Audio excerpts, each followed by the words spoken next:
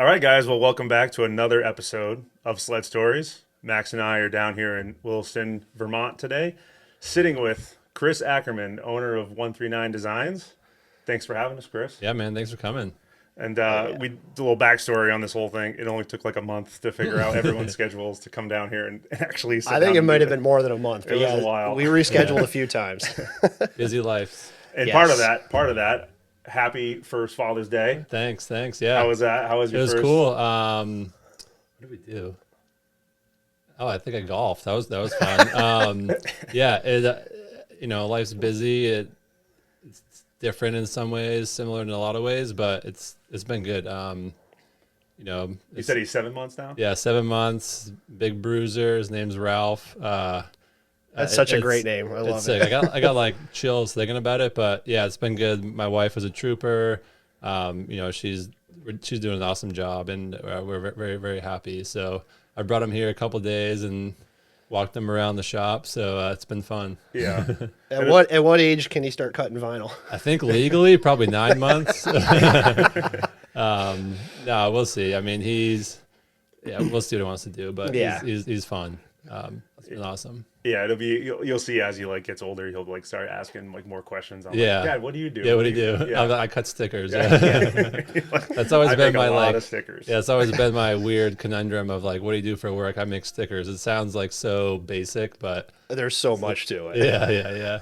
So But how does like your how does your work life balance like has must obviously been shifting is obviously like, coming in here, you being the guy in charge, obviously like running everything. It must be a little bit of Yeah. an adjustment. For sure. I mean, I'm kind of like, long story short, like I've pretty much until I got married, like been single-ish. Like all I did was work, and growing a business, it takes so much time.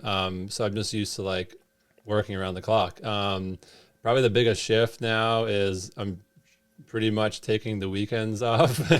And with that, like if you ask my wife, it's not even off. Like I'm doing invoicing or paperwork or like stuff I can't do during the week. And really, like, to her credit, like after I get home and after he goes down, like I'm on my computer till from 6 to midnight, probably every Monday through Thursday. Yeah. Not the healthiest, I would say, but that's been my shift. It's worked all right. It's a lot. It's a lot for me, a lot for her.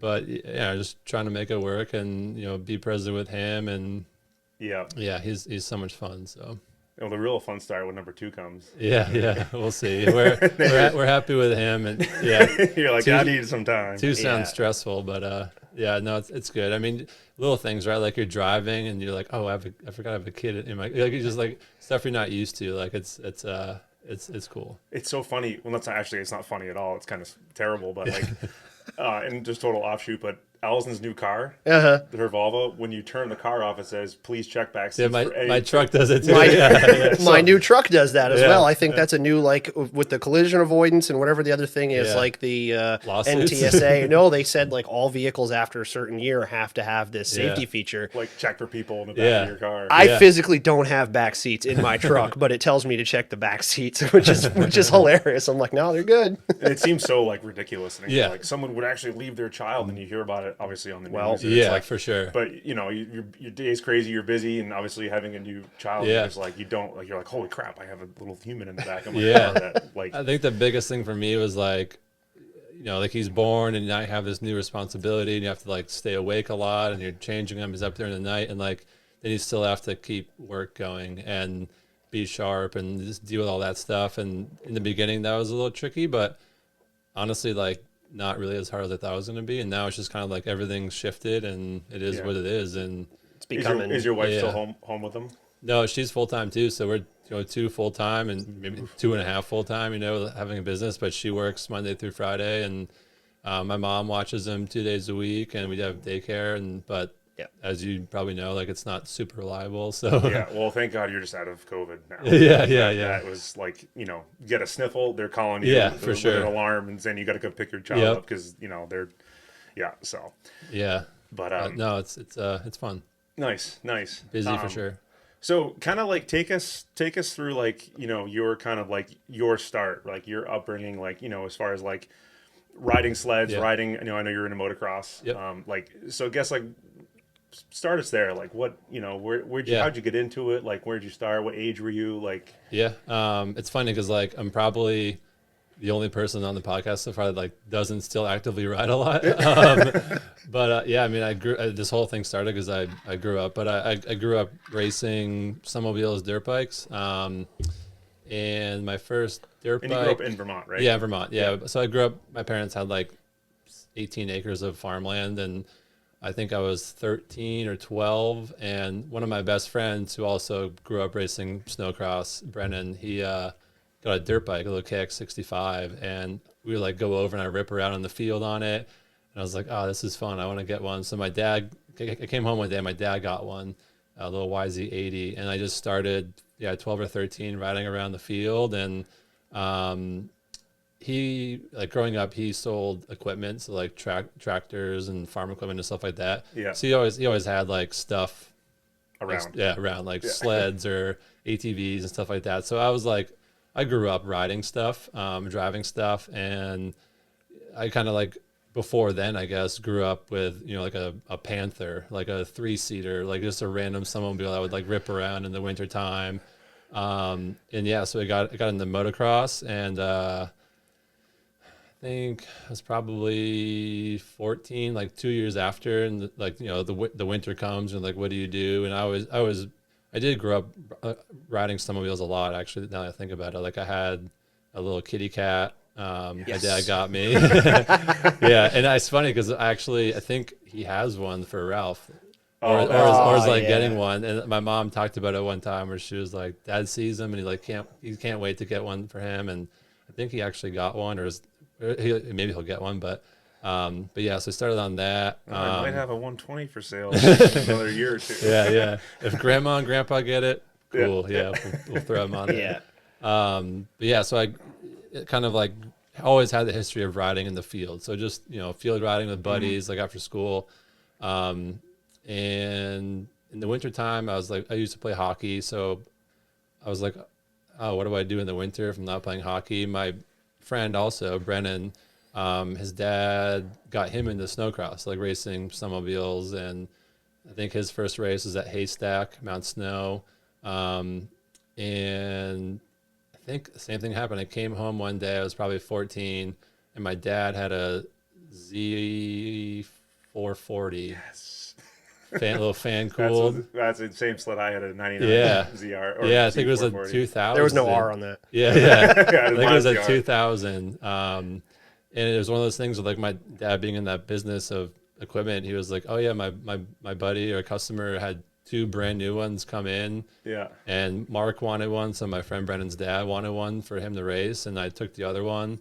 And so I kind of like followed Brennan's footsteps and got into racing snowmobiles. So my first race was Haystack as well. I think it was probably a year after Brennan started, and I went there and raced like junior 14 to 15 or something, and loved it. I mean, I got so into snowcross, like motocross just became like the summer thing, just to You kind kind of of be in switched your shape. priority of like, I don't know what I'm doing in the winter, Yeah. now what I'm Yeah. doing in the summer. Yeah. And I mean, it's been a while since I've done it, obviously, but thinking about it, like the adrenaline and like the atmosphere, the smells, like it's wild. Like, I mean, snowcross for me was like, it was the thing. It was Yeah. sweet.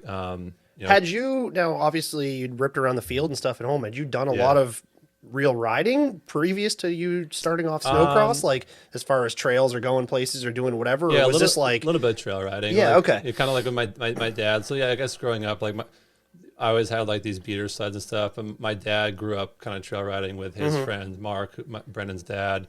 They'd go to Canada and ride up there. So I think probably at some point after I had like the 3-seater sled, I graduated to like an Indy or something Yeah. for trail stuff. So I always like rode. Gotcha. And then, yeah, this snowcross thing just kind of happened, and I loved it. And at that point, like hockey took a turn. I was like, I'm done playing hockey. I just want to race snowmobiles. And we did like kind of the first year, we did like a few races. At that time, there was one in like Barton, Vermont, Rutland, Mount Snow. Did those and like got hooked. And that kind of became our thing. We would just race snowcross in the winter and motocross in the summer. And my dad would take me in a trailer, and we kind of went in a pack with my friend Brennan and Mark. And yeah, that was pretty much the start of riding, really. How far did you like travel on the circuit? Like how big was it at the time, at its peak? Like, I mean, so at that time it was rock maple racing. And it was pretty big. It was like the East Coast scene. And I want to say for like maybe 4 years or 5 years, that was the circuit that I did. So like went up to junior, like higher juniors, sport, like, you know, different classes. Eventually, ended up riding for a bunch of different teams and stuff. But then we kind of branched out and did like all the national stuff. So went out to Minnesota, Wisconsin.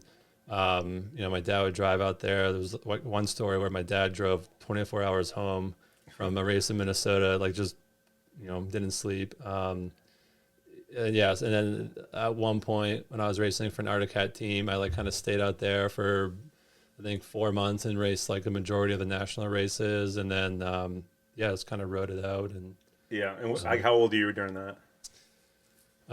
So I stopped in 2011. Oh, how old was I then? I'm thinking, I can't do that math. I guess I probably had like 12 years of doing it ish. Yeah. 12, 13 years. But yeah, I mean, my whole high school, middle school, I was racing. And then I think like into like college years, you know, like I think after high school, I did like 3 more years after high school, then I stopped. Yeah. So you're in class Monday through Friday, or, you know, maybe Thursday or whatever, and just like all you're thinking about is where's the race this weekend? Like, where are we going? What we doing? Like one memory I have is at that time I went to Vermont Tech over in Randolph, and it was this weird transition, like, you know, with business and stuff. But I was racing for, I think, Southside Polaris, like a Polaris team in Mass. Yep.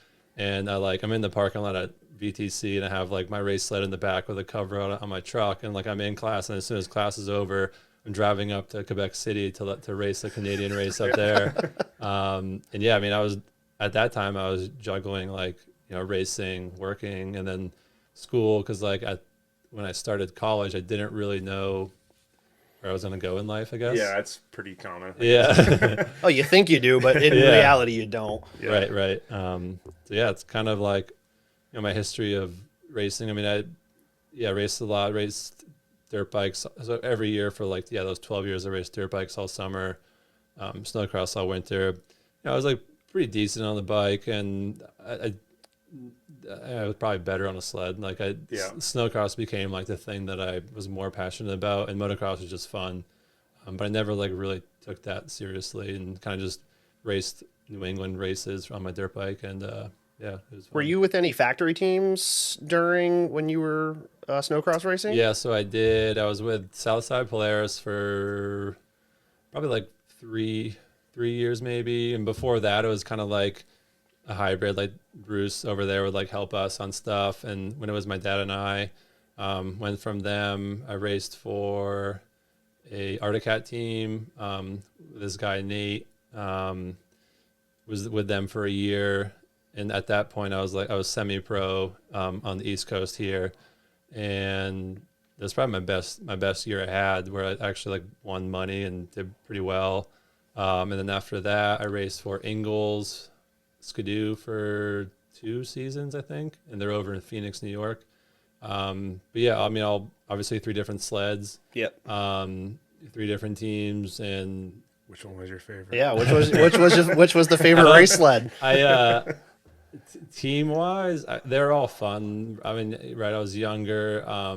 I still I know them well. Like I've still done work for them, you know, in recent years. All the owners of those teams, like I, you know, wrapped Bruce's trailer down at Southside last fall, and Bruce is a great guy. Like Robin, who in Ingalls, they sold the dealership. She was amazing. You know, Nate was a good guy. I had a great year that year. Like, I mean, sled only, I'd probably say that year that Arctic Cat was my favorite race sled.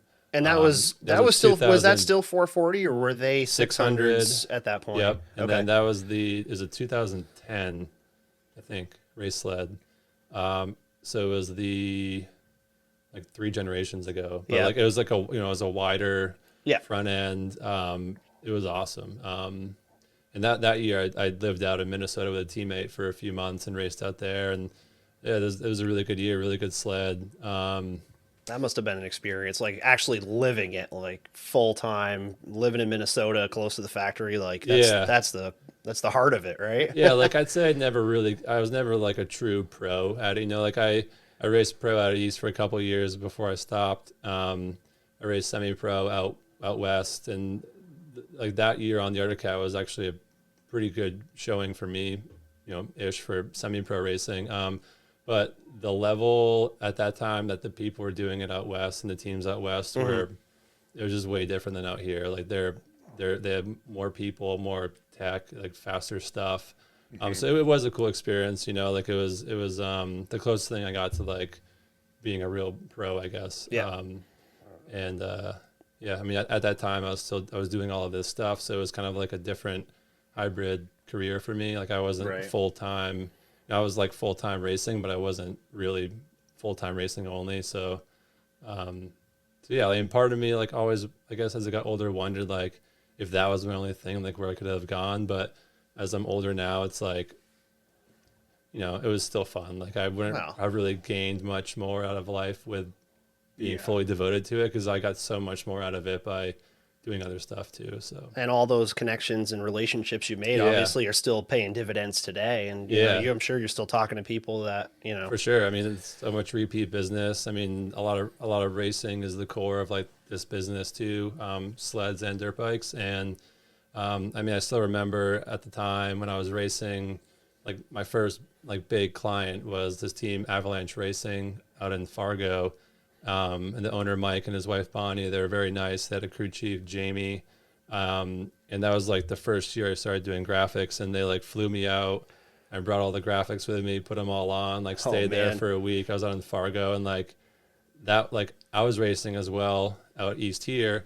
And then like I kind of saw like how big they were into it out there. And like they had, full semis and gyms and just tons of training equipment and stuff like that, practice tracks. So like, that was like my first view into like, man, like a serious pro life is much different than what I'm experiencing at least.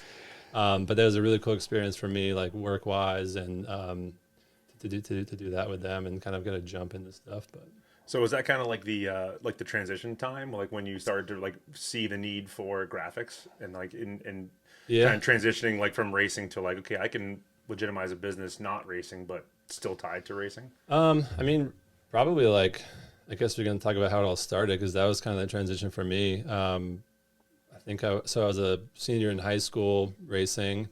I think I was a junior actually, but I was racing and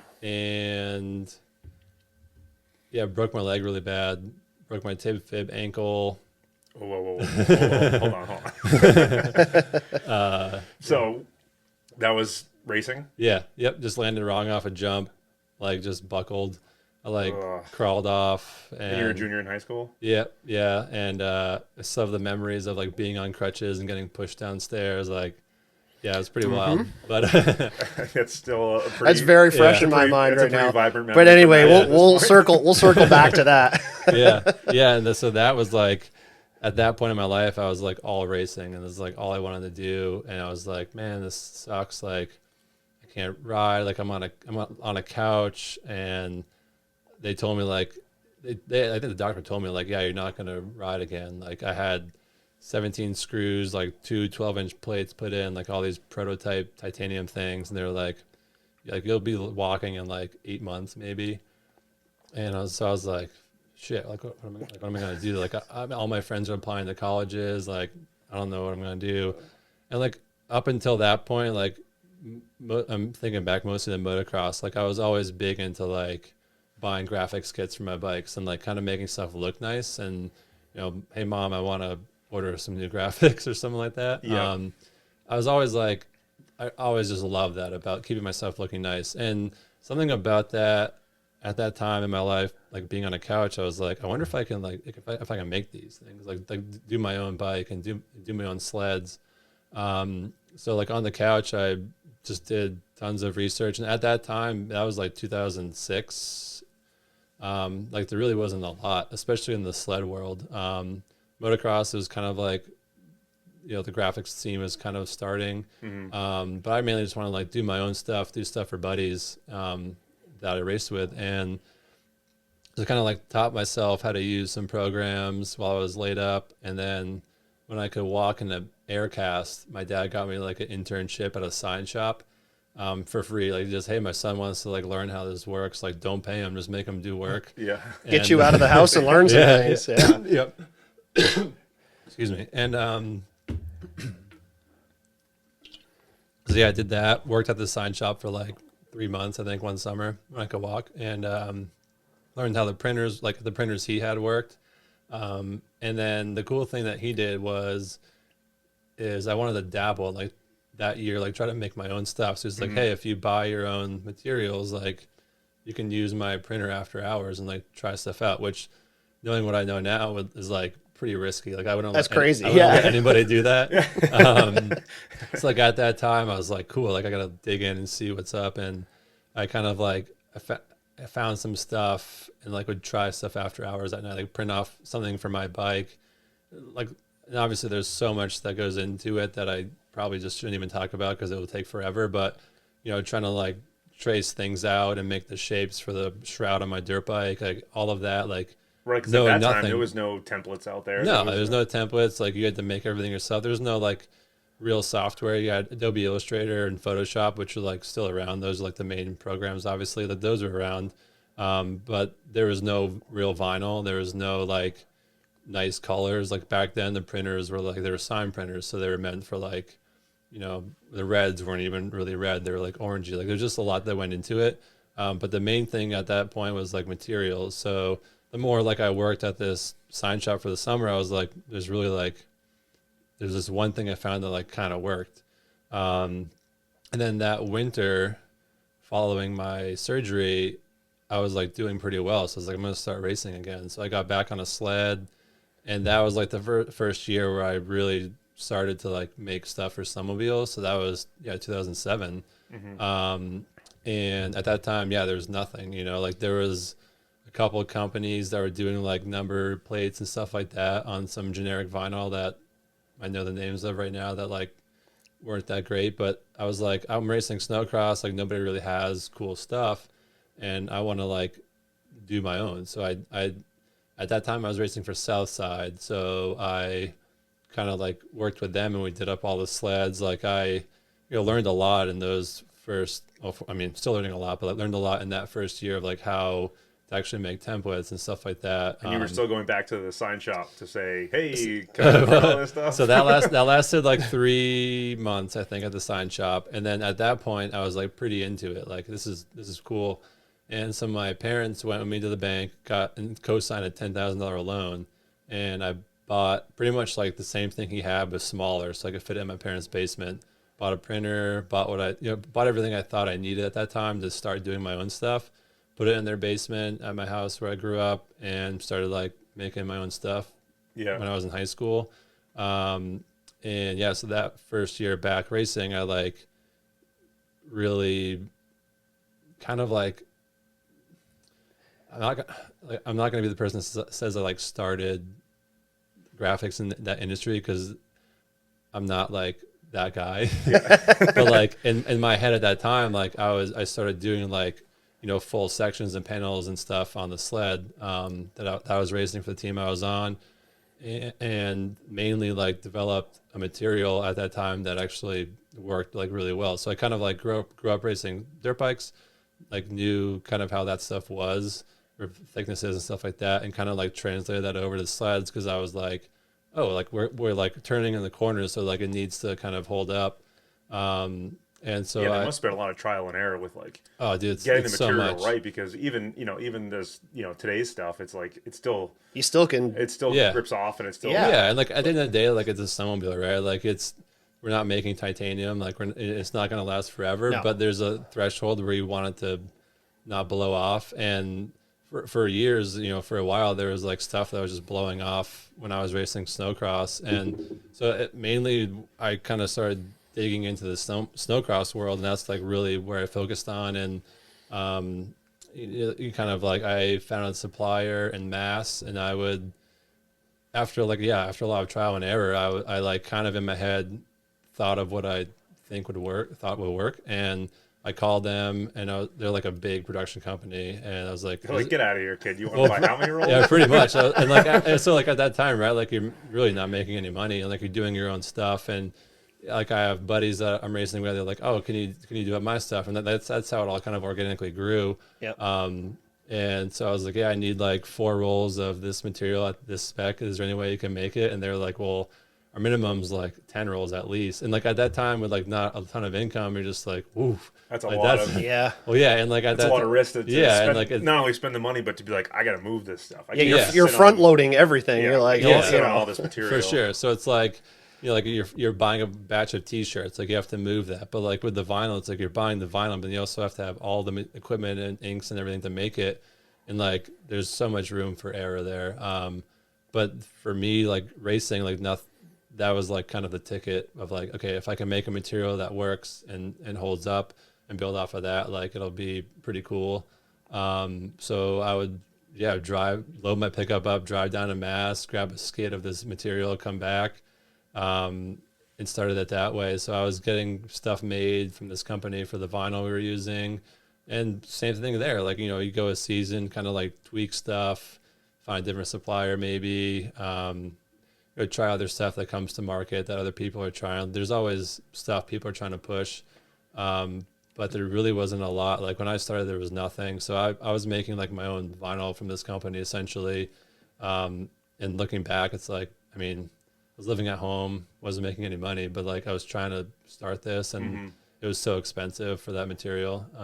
Right, and then obviously at that stage, you're testing things out, so your waste must have been astronomical. I mean, like you roll the whole thing off and go, God damn it, that's wrong. Scrap it. Next one. Yeah, because I mean, I had no I taught myself everything. Like nobody told me how to do this. Like you're kind of going into an industry and making something that you think would work, and you're pretty vulnerable because you're like, are people gonna like this? Is it gonna work? Like it's a product. It's a huge risk. Yeah, it's a product at the end of the day, but it's also an art. Like it's half art, half product. And I think that's like the conundrum I get in a lot is like, I'm an artist still, and we're a product still. And if one of those isn't really working, then like your product isn't that good, I guess. And right, like, so your brand just kind of goes down. Yeah, if you have don't have both. Right, and they're both very difficult. And they're both critical. Yeah, it has to be quality, but it also has to be cool. Artistic. It's got to look good. Yeah, it's got to pop for sure. So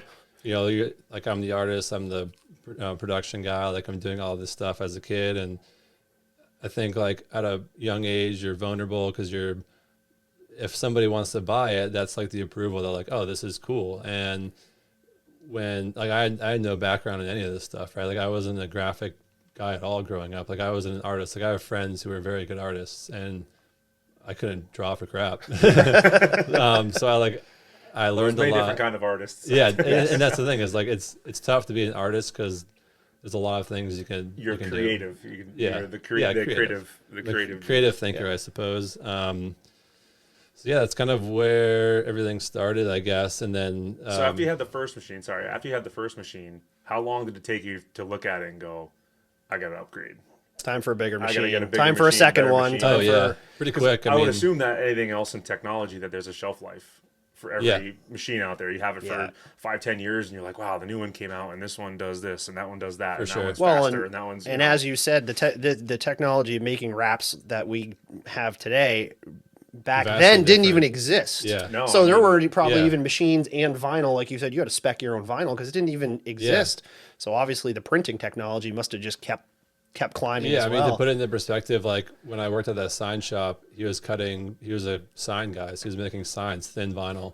And I come in with this like thicker stuff, and I have his cutter on his printer, like he has no idea what to do because like he's never seen stuff this thick, and he's like, I can't even cut this stuff. So like for that time when I was using my own stuff on his printer, I was like going home and taking scissors and cutting everything out. Because the stuff there's a lot of kind of mechanics behind it with the cutters and stuff, but it's not easy to cut a thick piece of media in vinyl. So No. his machine wouldn't do it. And Right. also and at then, God that forbid, time, you break it, and you're like, Yeah. oh yeah. man. Also at that time, like no machine really could. So you kind of like have to jimmy rig your own stuff, and kind of just trial and a lot of trial and error for sure. But yeah, I mean, the stuff does change. Like, obviously, I don't have the same machines now. Like, the stuff has come a long way. It's, like, in some way, getting into it now is easier because the path's kind of been cleared, and like a lot of technology for printers, medias. There's a lot more out there than there was back then. I mean, there wasn't. There was like one of the companies that we use here actually started like 10 years ago, and they're like a pretty big vinyl company now. But I was like one of the guinea pig companies for them to try stuff on at that time, because they were like, we want to launch this new kind of vinyl. And like they went through tons of different testing and medias and adhesive strengths and thicknesses. And at that time, like, I think, I was still getting some stuff made, and I kind of like let him in on what we were doing, and he was trying to match that with their new stuff. So yeah, I mean, it's kind of like there's like a better footing for kind of like that stuff now. Yeah. So like now, I mean, obviously, you grew and grew and got more machines. Like, so to jump forward to today, like how many machines are you working with now? So we have 3 printers, 3 cutters, 2 laminators. So I mean, my first mistake when I was a kid was the laminator. So the thing that rolls the clear onto the vinyl that you print on. And like at that time, right, like even those things are way different now. But at the time, didn't have like a lot of money. I had like a $10,000 loan. So I was like, what can I buy that'll work but isn't the most expensive thing either? I was like, it's a laminator. It doesn't need to do anything but press these things together.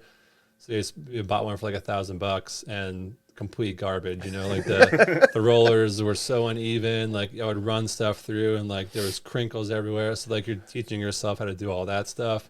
You're trying machines that like maybe will work, maybe won't. So like the laminator was the first thing I bought that I ended up like, I think, throwing away and got like a new one. And going back to the waste comment, the waste must have been enormous to be like trying all these things out. So like walk us through like, I mean, we've been working together with you for years now with our wraps and trailer wraps and this and that. Like, and I'm sure people listening wouldn't know either, but like walk us through the actual process.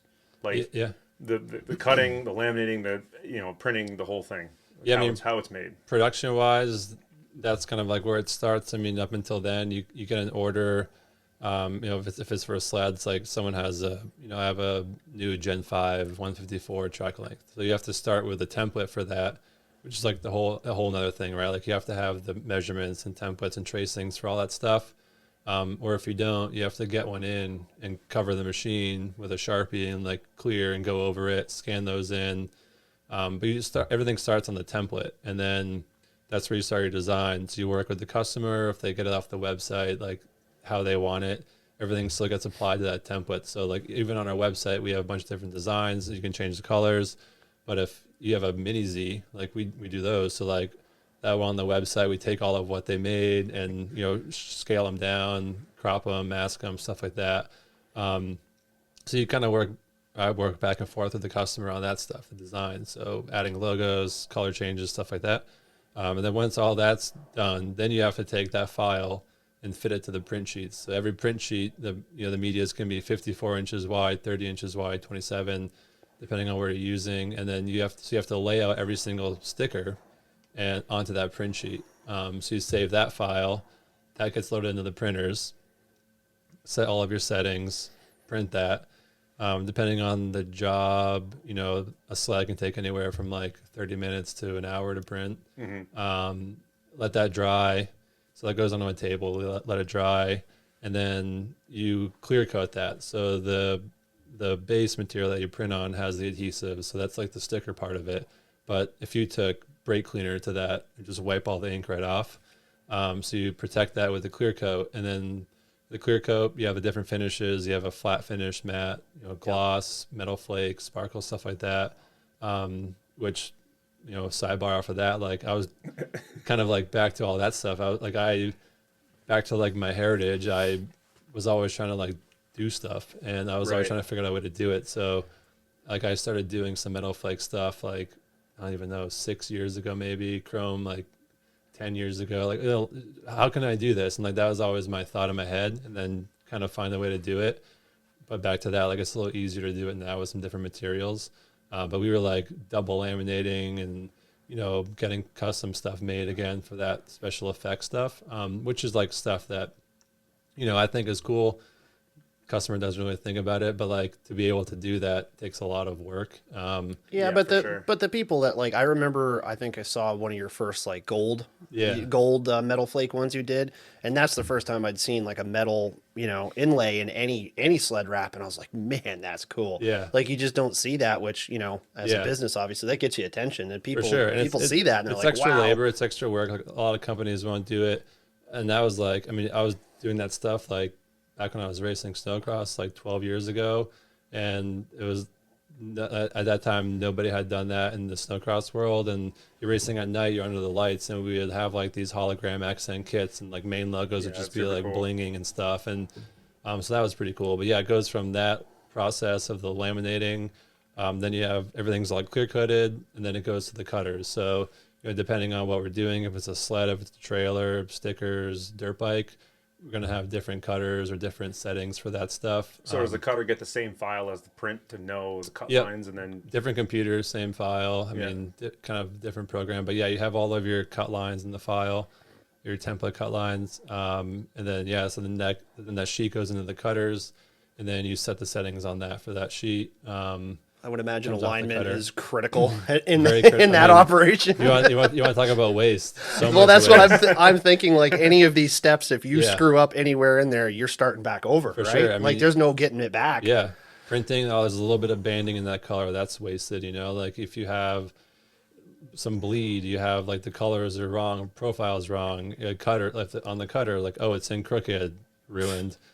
Pressure's like 2 grams off, ruined. Like, I mean, do you track that percentage? I'm curious, like what the, It's gotten better over the years. I guess the more we do, but yeah, I mean, it's a lot. I mean, it's every single step of that. There's so much you can mess up, and I've messed it up. And I think that's how I've learned, like I've always been that kind of a person, like I fuck up and that's how you get better, because you figure out how not to fuck up again. Yeah, for sure. Because it sucks. Yeah, I mean, it sucks to do that, and you try your best not to. And even today, like, I still make mistakes. We're a small company, and maybe like, oh, we cut a 129 tunnel instead of a 137, and for the most part, people are cool, and I try to be honest about it. And just, like, we're human, like there's so many stages to this that you can mess up, and like, it's kind of inevitable to have a mistake once in a while, and then just try to rectify that. But yeah, I mean, I think a feather in your cap is your customer service has always been like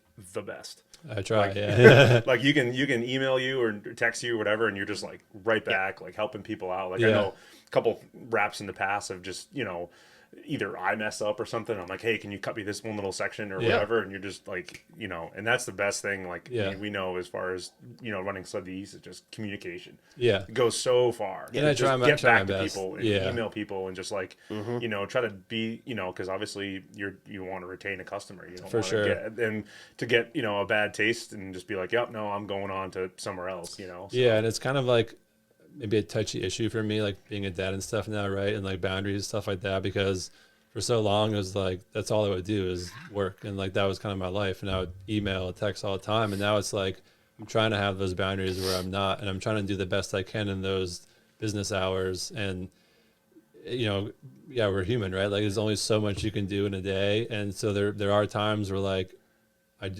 sometimes just can't get back to people, or like stuff overflows, or you're stuck. Like I have a truck coming in tomorrow, like a big service boom truck, and like I have to wrap that, so like I won't be super fast to respond.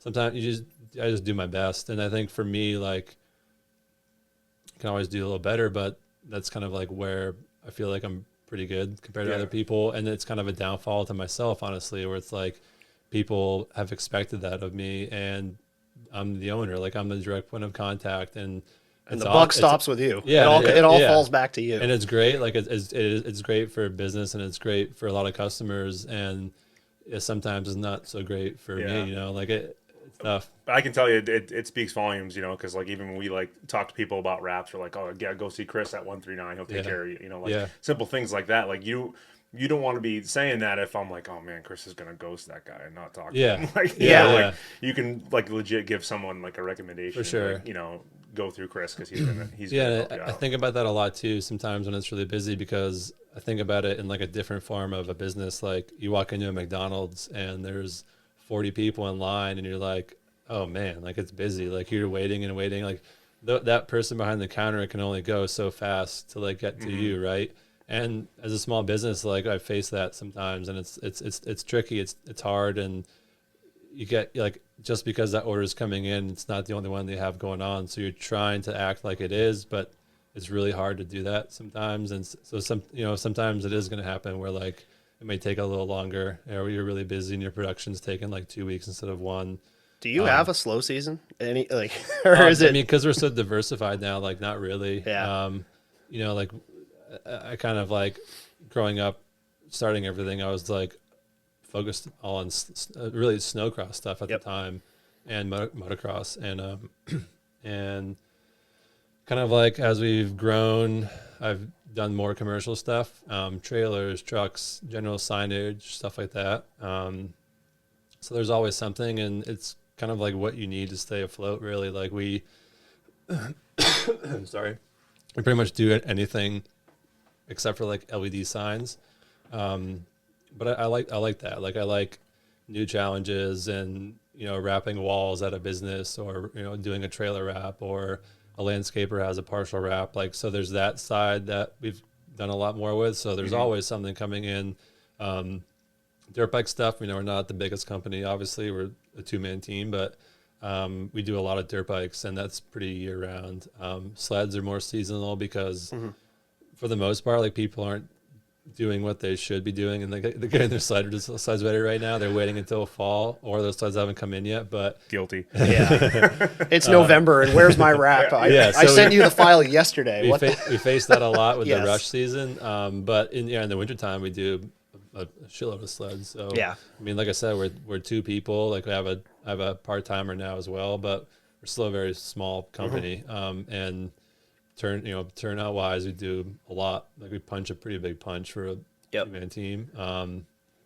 And yeah, so I'd say slow season, not really. Like not really. This week, you're just doing other stuff. You're wrapping tow trucks and trailers and like whatever else. We get backlogged in orders that come in, because you kind of, like I said, you can kind of only pump out so much so fast. So yeah, and we're doing trophies. So, you know, we have a router, a CNC machine, and we'll do a lot of motocross trophies mostly now, but you know, racetracks that host events, or acrylic stuff. So like year-end championship stuff, we're doing a lot of that. So I mean, like as 2.5 people, like we got a lot of stuff going on at all times. Yeah, right. Busy's good though. We're trying to. I mean, it's you got bills to pay, so it's trying to keep that going. But one thing I wanted to bring up to you was that story you were telling me earlier about how you were getting the cease and desist letters. Oh yeah, we faced something this year. This winter, that story. Yeah. This year we had a snowmobile competitor come at us. It's really kind of complicated and pretty basic at the very least, but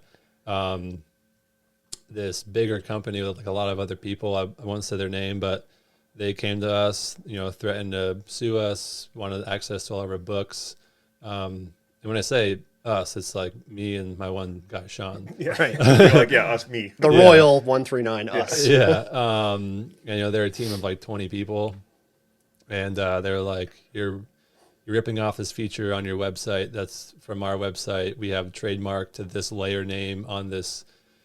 It's like, it's so complicated, yet so simple. It's pretty fucked up, but it really boils down to like, we have a feature on our website that we've had for 5 years, and my website company, I mean, again, like you can only do so much as one person, right? Like we have a guy out in California that built ours, and I still do all the updates. So like if there's new designs, I have to put all that up, which is why it's a little outdated at the moment, but they built everything and created this technology for all this color changing features on the sled wraps. And dirt bike kits, stuff like that. And this other company is claiming, oh no, we had this first. So my website guy, super cool, really liked them a lot, stuck with them. He obviously got very upset when this came to us, but they came to me. And there's other companies that are using the same feature. They came to me, a company of 2 people wanting to sue us for a lot of money. And long story short, like, and it's a website feature. It's nothing that we're actually doing. Yeah. And it's the funniest side of it is like my website guy got really upset because like he developed it and he had a meeting with his company to sell them on a website years and years ago.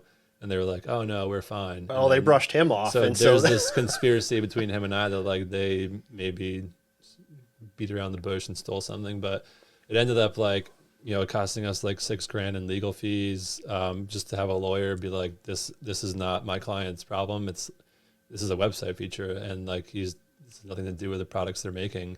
It's all visual, and it ended up going to my kind of like their own issue with the website company and him, and they backed off. But like we're not doing anything wrong. Like it's a feature, so you can change a color, and it's not even that feature itself. It's a name of that feature, so it's like a layered name deep in a file that we create to like put onto the website. So it's like it's just.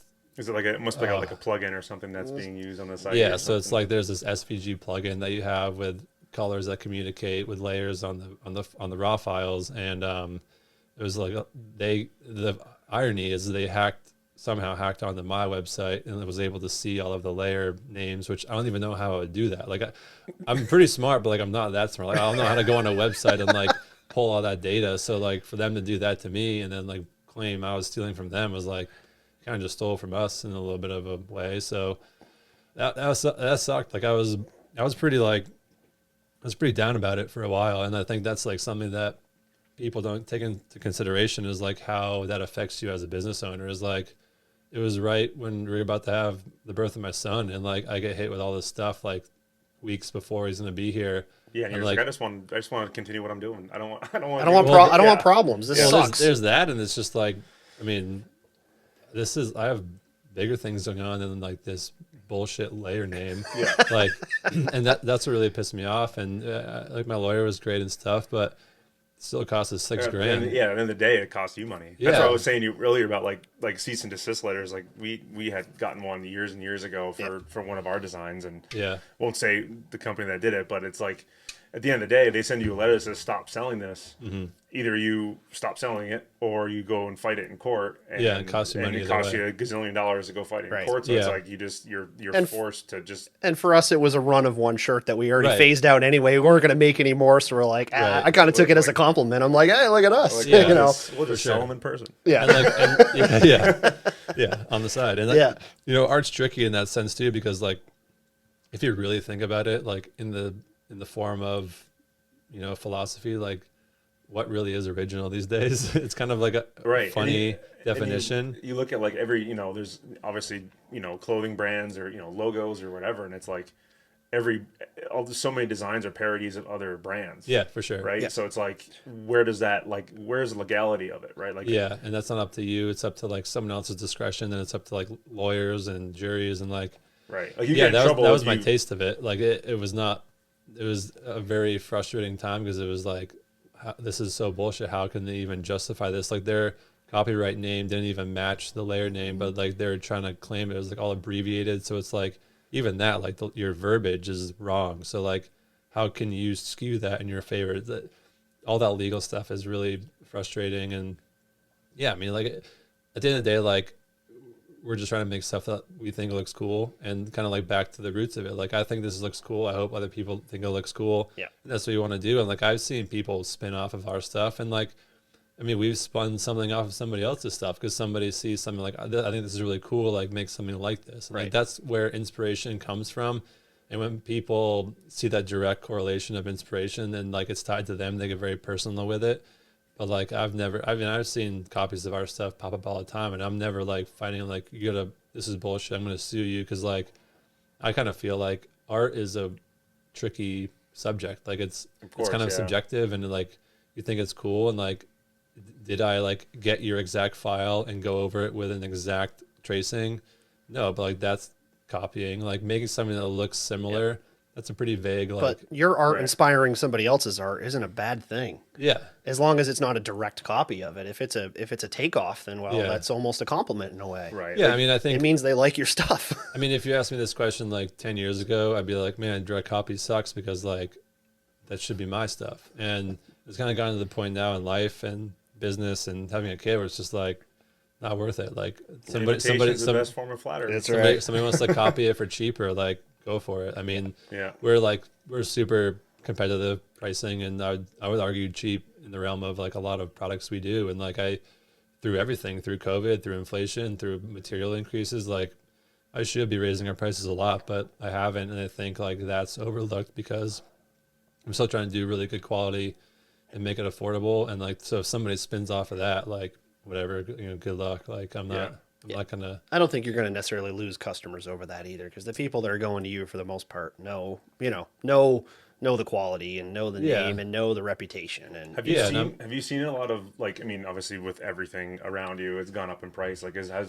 materials gone up considerably? Oh yeah, I mean, I'd say honestly the biggest thing that's gone up, and there was a shortage of, was inks for one of our printers.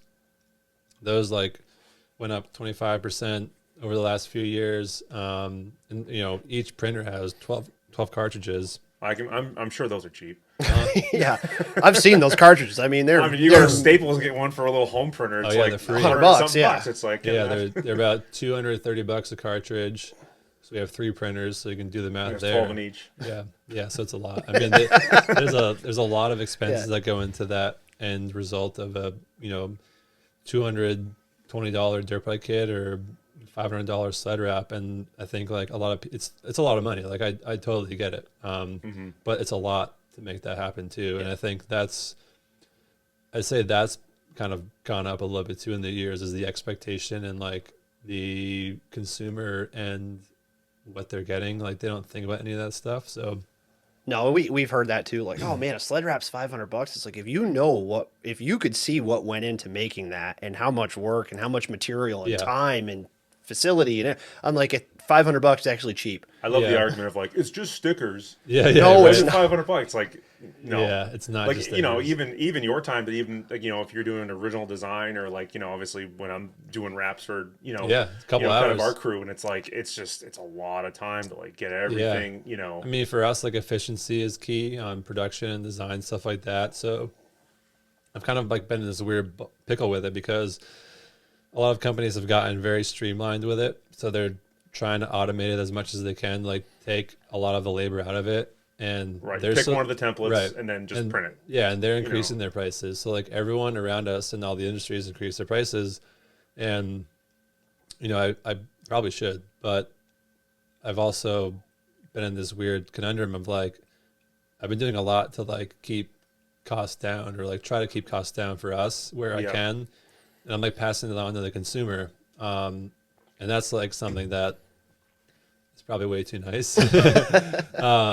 But I mean, you're not alone. You're not alone in that train of thought. I mean, I think every company's juggling that same thing every single day. Yeah. And so we're going up against, whether it's sled wraps or dirt bike kits or commercial stuff, like we're going to be on the relatively cheaper end of stuff. And it's not because I'm trying to undercut people at all. It's like, I think I've controlled stuff enough for us here where it's like still a good enough margin to be okay. But obviously, the more you fuck up, the more you lose. The more time you spend on stuff going back and forth, you can't justify that cost being the same. Special colors, foils, stuff like that. I mean, for us just to do a chrome kit, I mean, the costs are a third extra, like just to get the raw materials to do that. So those are things that like you don't think about either. You mess that up once and you're sending the kit for free, basically. Well, I remember one of my wraps you recommended doing the chrome on, because I was like wanted something a little more poppy and this and that, and that was probably 6-7 years ago. Probably was 10. It was a long time ago. And I remember putting that on, and it was a bear, because it's like tinfoil. You got to be so delicate with it to like get it to lay just right. Like you can't really. You got to be really gingerly with it, or you. That technology's come a long ways too, and like on those foils. They look so nice though when they're like. They're pretty sick. Yeah. I mean, for a long time we were doing all that stuff ourselves, like I said, and it was doable. And it worked really well, but yeah, they're like a little stiffer because at that time, like the chrome wasn't as pliable, and like a lot of chrome still isn't. So you had to be like pretty careful with how you applied it. So it's tricky because like that's like a cool effect and a cool product, but then you're still selling a product to somebody to put for the same price or a little more, but to somebody to put on too. And that's so that's tricky. a big margin of error Yeah. on the the consumer, the Right. the user, to be like, okay, I did this for you. Now Yeah. you need to go put it on correctly. Yeah, you or know? we'll put it on. I mean, we're two people, but like we install sled wraps too, and it's time consuming as you know. So we do a bunch of them here, but you can't do them all. No. Right. That'd be a whole offshoot of your company right there is the installs. Yeah. But obviously you're shipping nationwide, so you couldn't obviously Yeah. But everyone local you could Yeah, say, and if we like mess that up, I kind of back to that. Like I do my absolute best to fix it. Like we're human. Like we'll make mistakes. But that kind of stuff you instantly get blamed for it too, where it's like, oh, this isn't sticking or this isn't quite lining up, and it's like it could be our fault, and like sometimes it is our fault, but a lot of times it's not too, and it's hard to like talk about that with somebody who's mad and like frustrated, right, and doesn't understand the process, or it's their first sled wrap, and they're like, this piece isn't exactly this little tiny corner of the hood. It doesn't fit just right. One of the lines isn't lined up absolutely perfect, and you're like, well, right. It's like take a razor blade, and make your own piece, and for sure make it fit. And that's so like it's tricky because it's like I grew up like I've made my own templates for a long time, and I mean I'm not the kind of guy to like claim to be the best at anything. Like I'm not, and like I don't even think we have the best stuff out there. Like it's probably a weird thing to say, but like I'm just not that kind of a person. Like I do my best, and I do our best, and customer service is important to me, so I try to be open and honest and transparent, and I try to do like a really cool product and at a really good cost. Like that's kind of like that teetering that you do, right. And that's kind of like I've seen other stuff that like I know people pay for, and like that tolerance is way like not what I thought it would be either. And like maybe that person's complaining, maybe they're not, but like you see that and you're just like, that's like I wouldn't like that. So it's like we're not the only people having issues. Like a lot of companies do. It's a very niche thing. I mean, so to go back to like kind of templates, like obviously like in the sled world, I mean you're getting new sleds that come out every year, every other year, that are completely different chassis and different plastics and different tunnels and different so are you reaching out to OEMs to get templates, or are you making your own templates? Are you doing a little bit of both? Like how does make our own, really. That seems kind of like a rat race to be like, oh shit, right, get the sled's coming out, get your hands on the first one you possibly can to template it, because of course everybody's going to have the new one and want to wrap right away. It's a pain, and like even that process in and of itself is a lot of work. I mean, it's like hours and hours of templating one sled, and like I have friends in the industry that kind of go back and forth with a little bit on this, but sorry, hold on. But for the most part, we make our own. Like kind of back to the technology thing, there's like a lot of companies that have come up making templates or like selling templates, and they're okay, but like if you're gonna do it, like doing it yourself is kind of the best way to do it. Yeah. So like, the new Gen 5s came out, we had to get one of those. The trail sled's different, so you have to get one of those. Oh, the panels on that are also different, so you have to get that one. Right. So if you're making your own template, you're getting the sled and you're doing the clear wrap, where you're clear wrapping it and then tracing it, and then so local dealers like Land Air, I've gone over there a bunch, and they've let me trace some out there. They're good guys over there. We have customers that'll bring one here. We've had a customer from New Hampshire on like the new Lynx Boondocker when that came out. He drove it and then bought a wrap for it. I'll give him a little discount because he has to drive it here and stuff. And then we have to trace it. So it's like, it's got to be here for a little bit. Yeah. It's just like come in for an hour and be like, oh, you're done. It's like, it's got to. Yeah. And like kind of back to the business thing, like that's something that like you're not making any money on for a little bit, right? Like he drives it, we give him a little deal. We spend 6 hours templating it. And then we do a kit. Like you're losing money on a few kits until you actually start making a little bit when you're putting more out the door. But you have to do that to be able to offer it. And it's tricky. I mean, and if you're off a little bit, you kind of have to revisit it. And there's so many makes and models now. There's so many track links, and everyone kind of wants everything to be perfect. And you're kind of just doing your best with that stuff too. Right. Yeah, exactly. And you have you ever thought about getting into like razors or any like other like dirt products, any quads or anything like that? Yeah, so there's a razor on the printer there right now. We have the new Polaris Expedition, I think, that 4-door one. Yeah. We have one of those in the queue right now for a company in Utah, Christian. He has this cool company, Uncharted Supply. It's like survival. Cool. Survival stuff. Like he has backpacks, like everything you need to survive, like really, really cool stuff. So like he got a new Expedition. Did you template an Expedition? Because those are obviously very fresh in the market. I've templated a bunch of razors here. Yep. So yeah, kind of back to the template thing, like the Expedition actually traded those, I guess, with somebody else that I know, like in the industry that traced one out. So kind of go back and forth there. Like I've had so many people like email us like, hey, can I buy this template off of you for this race sled or for this? And I've sold one maybe. Like I don't know, like for how much you make on it, like it's not really worth it. And it's kind of like your thing. So like every other company that's making their own templates, like I hand it to them, like it's tough. And yeah. That must be just really painstaking. Just tedious. Yeah, tedious to be, and then, like you said, having to revisit it when, like, your customer calls back and says, hey, tunnel's not fitting right. Right, like, right. Or this is off a little bit, or this piece is missing. Well, it's kind of like back to colors or stuff like that. Like, it's like my judgment. Like, I'm doing it all, or Sean's doing it. And, like, what I think is a nice fit for a panel versus, like, what that company does, that company does, or that person thinks. Like, you're going against all these other factors where, like, someone could be like, oh, well, yours fits bigger, but like this other company is more cut up and I like that more. And then another person could be like, I actually like how they're more one piece because there's not like little pieces chipping off and like small stickers. So it's so tough. Can't make everybody happy. No, yeah, for sure. It must be also tough too to like when you're talking about like templates to like match like certain colors of OEMs. You know, like certain, what those players call it lime squeeze. Lime squeeze. Like everyone wanted lime squeeze, and then they changed lime squeeze. It's not even the same lime squeeze that it was. It's a different lime now. Like it's right. Yeah, that like, doesn't make things I want that easy. sky blue, whatever. And like, oh, what color is that? So it must be difficult to like look up the sled color and try to like match it. Yeah. And the easiest way for that is just having one or having a part with that color on it, and then matching a bunch of different test prints to it. So even that's like a lot of work, and like it kind of do your best judgment on that. Sorry. Well, I was just thinking of my red sled. I actually brought you a piece of my powder coating. I had him just powder coat a little plate, and I was like, because the chartreuse sherbet, I think is the name of the color, which like we looked at the Pantone sheets, and I'm like, and obviously you look at something on a computer versus in person or through your phone, there's or discrepancies. There's Well, yeah, and like one printer is going to print different than the next printer, like different brands, different inks.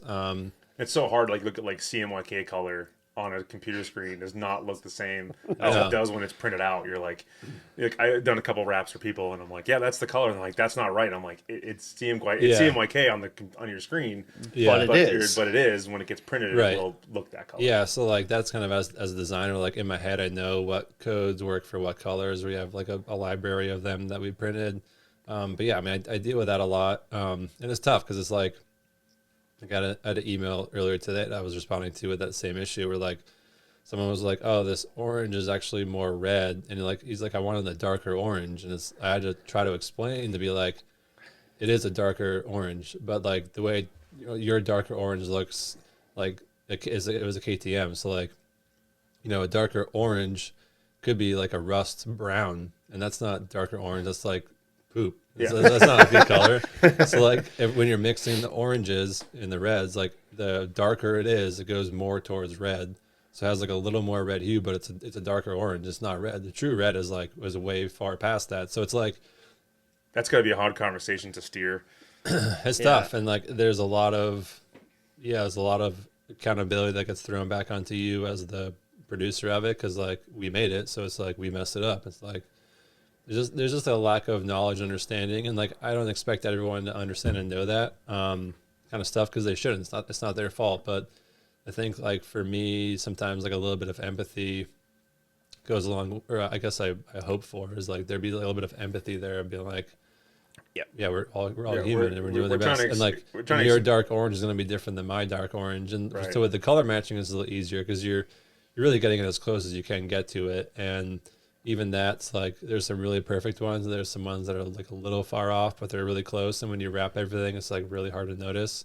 Like KTM orange is a hard one for a long time because it was like a bright, vibrant orange, and even up until like 7 years ago, maybe we couldn't even really hit it. Truly hit it, because you're just mixing stuff, the inks that you use to make it up to get as close as you can. But people see it, kind of like what you said. It's like, oh, that looks bright. Like, let's just print that. And it's like, there's a million colors you can print, but like, there's also like, I forget the number, but there's like 4% that you just can't possibly hit on a printer. Yeah, it's just impossible. Like with the brightness from the RGB and the CMYK, the mix up, just can't happen. Yeah, so you tolerances on everything kind of become like, how close can we get it? And that's kind of like your baseline, really. What's the craziest thing you've ever wrapped? Helicopter. Oh, okay. That was pretty cool. That's pretty cool. Yeah. Yep. That must have been an interesting templating process. Or you just do like big sheets and just lay it in basically like on the fly. Yep. Yeah. Big sheets. Helicopter was from my uncle, actually. He had like a broken helicopter. He made a simulator out of it. Oh, like for a training school. So that was pretty wild. Yeah. I was young and it was a cool experience. What else did we do? I don't know. Like this kind of thing, like we do so much stuff and I can't even remember. Like I like scroll through like, photo albums of like work stuff. And I'm like, oh, that was cool. Like that was from 5 years ago or, well, I'm sure you forget. I mean, you wrap so much stuff, you can't remember all of it. Yeah. Oh, a coffin. That was a wild one. Yeah, we had a customer in Kentucky like years and years ago, and he passed away in a motocross crash. And at that time, we were doing his graphics. This was probably like 7 years ago, and his mom and dad were like, we really want like something cool on his coffin. Like we want it to like look like a motor, like look like his graphics kit. Like it'd be kind of cool. Wow. So they like put it in a courier, and the courier drove it from Kentucky to here, dropped it here, and then we wrapped like the sides of it and the top, and like put in some photos of him and like his sponsors and stuff. Like a really eerie, like kind of a weird one, but like it was cool. Like it was. But that's still really cool. That's really like thoughtful and nice, and like that's a special. Obviously, it's not just sled. At that time they loved it, and we're still like we do a little bit of work for that family still, like with some motocross stuff a little bit here and there. So still kind of in touch with them. We've done so much stuff. That's interesting. So what's kind of next for 139? Like what's your next goal? It's kind of tricky to think about because like. I've been doing this for, I guess, 17 years now. And we've been a small company, and there's always this point you come to, like, do we expand? Do we hire more people? Do we, and I've always found myself just not wanting to do that. I like it small. It creates its own set of problems, like it's a lot on me. It's a lot on my wife. And so I can do better in a lot of areas with that. But I like it small. Like I think I have one customer in the motocross world. He was one of my first customers ever on dirt bikes, and that was 17 years ago. We're still doing a lot of stuff for him today. That's awesome. We do all of his trophies for his series. Paul Goya, he's a good guy, and like I think that's because it's like I talk to him and he talks to me, and it's a very direct relationship. And like I said, it's hard for me at times to have that direct relationship, and I think that's been important for people. I think really like for the most part, just trying to polish up stuff. From a production end for us, like streamlining stuff. We're like I said, we're 2 people. We have another part-time guy right now, and it's a good help, but.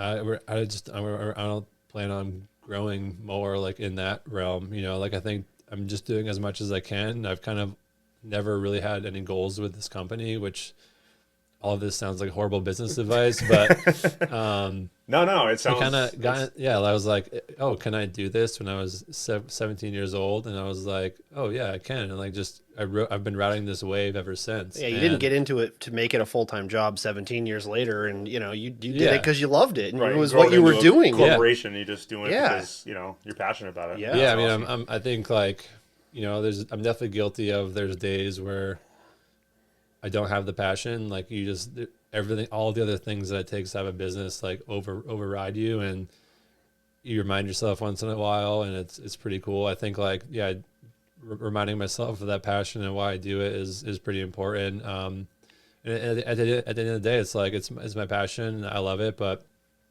it is my job too. I have a kid, I have a family, and that's a really hard boundary to like hide behind sometimes to customers and people, because I never want to push people away or not do work for people. But we're, like I said, again, we're two people, and I like that. Like my guy's he's a good friend of mine, and he's a good employee, and we do a lot as a small company, and I like that. Like it's tight knit, it's kind of intimate. The people like that, and I think for me, like if I can push myself out of that state of mind a little bit more, I'll be happy. And then just trying to make stuff that looks cool. I mean, we're the sled stuff, I've been doing that forever. Like I never really set out to like be a mountain sled company only or anything. We're doing a ton of stuff now there. A lot of mountain guys, snowcross, still a ton of that stuff still. And it's always like, it's true to my heart. Like I think, I just want to do it for as long as it's making a sustainable living, really. Like I think like if we can keep making cool stuff in the sled wrap world, like that's where I'm passionate about motocross. And then aside from that stuff, like, we do a lot of commercial stuff too. So like, we've done work for an aircraft company over here. Like I said, landscapers, trailers, wraps like that. Just trying to like diversify a little more into that realm too. There's going to be a demand for that forever. Yeah, I mean, that's never going to go away. People are going to want to advertise and make their stuff look good. And like I've never had our eggs in one basket, and I think that's why we're still alive. And if I did, we wouldn't be able to stay afloat. Like it costs a lot to keep this thing going. And so I think like we don't just do sleds, we don't just do dirt bikes. We do a lot of stuff, and we do a lot of those things, and the sled stuff's a little tricky because it's a seasonal thing, and the winter time is really good for it. And I think mainly in that focus, building out the website a little more and having a lot more customizable options for like the pre-designed stuff is where I want to go with it. But yeah, I mean, I think like there's still a piece of me that loves the custom aspect to it, and that's really hard for me to let go. So trying to just make stuff that looks cool and unique, and again, it's like it's tough. It's tough to. Someone's like, "Hey, make something different and cool." You're just like, "Yeah." Well, you're talking about the about the website, and like the design tool on the website is phenomenal, because we're talking about our sled wraps coming up for this season. And he's like, "Well, what do you want?" And I'm like, "I don't know." And I first go to your site and kind of like quasi just play with colors more than design, just to see kind of what works with what. And obviously he designs it for us, but like it really lets you put it out there and see kind of what your thoughts are. Yeah, and I have like a bunch of other designs we need to get up there, and like I think the crossroad I'm at a lot. It's great being a small company of two people, but you're like stuff. You kind of don't have time to do stuff a lot of times. So like the website, new designs, it's not where I want it to be right now, but that takes a big investment on my end to like put all those up. So really like the foreseeable goal, by fall, by grass track, stuff like that, we'll have a bigger library on pre-designed stuff like that. And then there's always custom. So somebody wants a big, Budweiser wrap. Yeah. We can do something similar to that. So there's nothing worse when someone like says, "Oh yeah, I don't know what I want. Just I trust you. Just go for it." And then I spend all this time on it, and they go, "Yeah, no, that's not it." And yeah. Okay, I'm done. Yeah, I mean, I've learned. I've I've wasted way too much time doing that. So much time. And that's what I'm trying to limit that a lot now, like with life. And yeah, I think like everyone's like, oh, I raced this, can I get a free set? It's like, if I wanted to work for free, I'd go hang out with my kid. And like, that's kind of my mindset now. Like if I'll go on a boat, I'll go like do something I want to do. Like I love what I do. Like I love this. I'm very fortunate and happy. And like, it's taken a ton of work. But it's not my first choice to spend all of my time as a human either. So it's like, right. Just designing. Yeah. Right. Like I'm passionate about it. I love it. But yeah, I've been doing it. I'm 35. I've been doing it since I was 16. So it's a lot of my life invested into doing this. And, yeah, I mean, I think,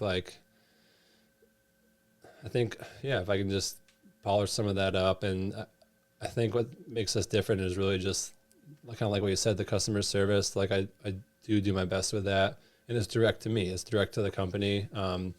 You're not dealing with another company, and you're not just like a number. Like, we're a small business still. Like we're two people. Like that sale to us like goes a long way. We're not relying on cranking out 1,000 sled wraps. Like, we can do 300, and that's like huge for us. That's like, we do a lot. We probably do more than that every single winter, but like all of that is a lot of work and adds up to be able to have us still be in business. And I think I've always refrained myself from being that company. Like, oh yeah, pick this, change that, because like that's custom-ish, but it's not true like a one-off. And so I think like having a hybrid of that is where I'm trying to be with it now, because we obviously can't do everything from scratch.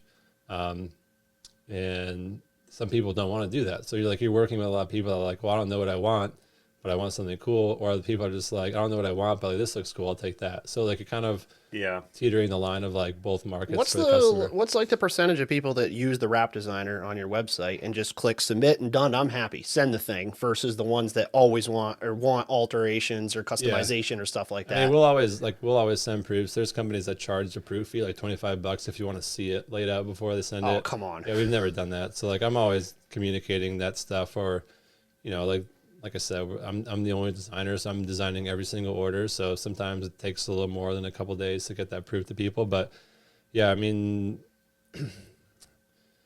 sleds only. I mean, we're probably doing like 30% of the orders are through the website. Like, there's a lot more room for that. And it's mainly a combination of a couple things. Like we still do a lot of snowmobile stuff for snowcross guys. So like that team, they email us all the file logos for their sponsors. Here's the colors. Here's all the rider names. Like that's got to be a ton of work when you get a team that comes in and wants like everyone's numbers, everyone's 6, 8 name, sleds. Everyone's like, Oh yeah, it's a lot of work. And like, but I mean, it must be a good.